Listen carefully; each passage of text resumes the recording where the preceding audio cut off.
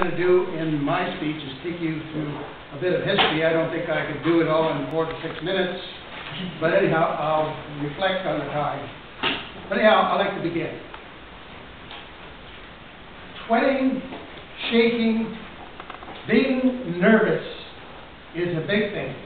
But when I began, I had this gas problem. And if I'm standing here and I got a gas, what do? Well, it was one of those things I had in the beginning and I just couldn't shake it.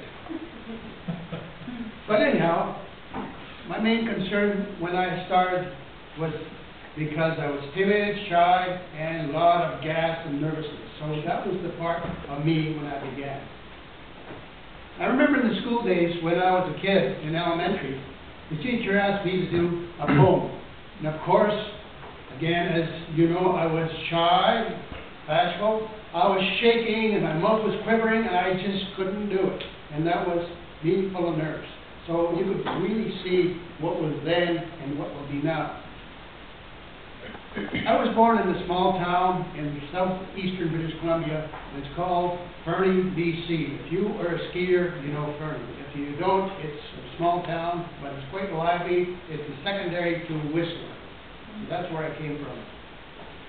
After I graduated from the Fernie school, I headed for the big city of Toronto.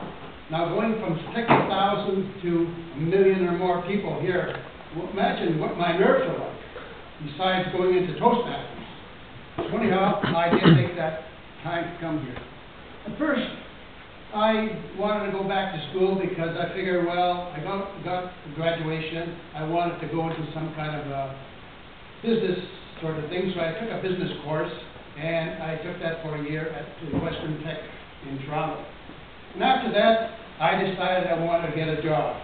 So what kind of job was I going to find? I went in the paper, Star, I looked around, and I got a job. And that job was in the chocolate factory, Laura Secord. But it wasn't inside the factory, I was in the office. But, you know, Laura Secord presents a lot of chocolates. So every day, chocolates were on the table. Chocolates were in your mouth. So then, what happened, my face started to break out, pimples. And I got so tired of the smell of chocolate that I couldn't eat it anymore. So anyhow, I was there for about a year or so, and the job wasn't very effective. It didn't create any promotion, so the manager, Mr. Campbell, said, "You've got to go find something else." So away I went back to the paper. And I looked at the paper, another job appeared.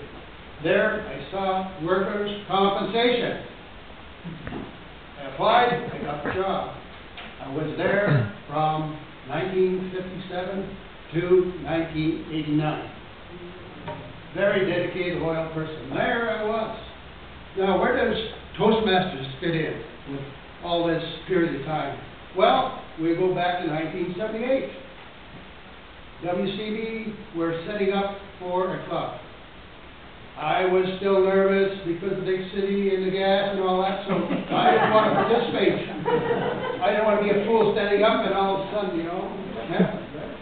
But anyhow, it was one where WCB wanted to charter their club. And they were haunting me to join.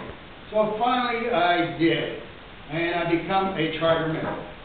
So there you are, the beginning of my Toastmaster. And as everybody goes into the involvement of Toastmasters, we have the icebreaker. And again, I remember that time I was shaking so much, I don't even remember what I said. But anyhow, I made it. I got out of it. And I progressed.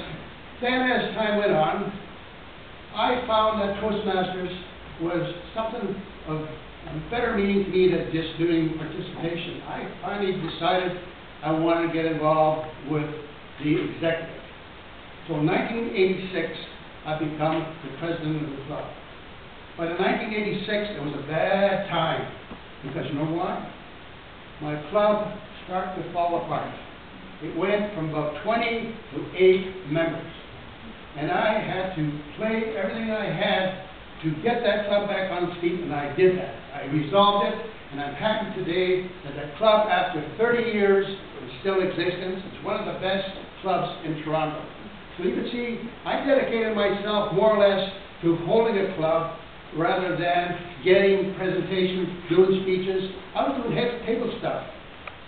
Toastmaster chair, general evaluator, just to keep the meeting going, and that's why I don't have a DTM.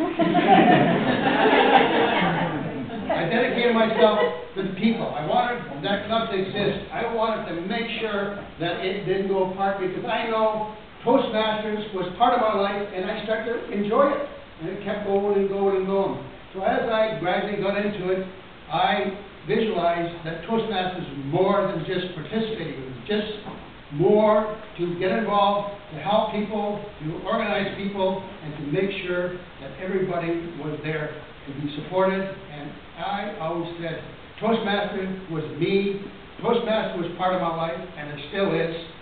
31 years, I enjoy it. And the other thing that I want to just say before I close, to see the light, I'd like to say that over the years, 31 years, I've met a lot of people. And I enjoyed a lot of time with people. I've seen a lot of faces, a lot of speeches.